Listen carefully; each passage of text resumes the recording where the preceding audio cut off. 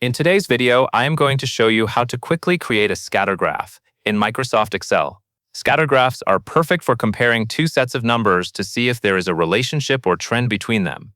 Step 1. Highlight your data columns. To get started, make sure your data is arranged in two side-by-side columns, with your X values on the left and Y values on the right.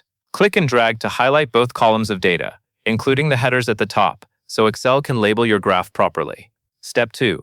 Locate the Scatter Chart tool. Next, navigate to the main menu ribbon at the top of your screen and click on the Insert tab. Look over to the Charts group and find the Insert Scatter X, Y, or Bubble Chart icon, which looks like a small cluster of scattered dots. Step 3. Insert the graph. Click that icon to open a drop-down menu and select the first option called Scatter. Excel will instantly generate your graph, plotting each pair of numbers as an individual data point on your screen.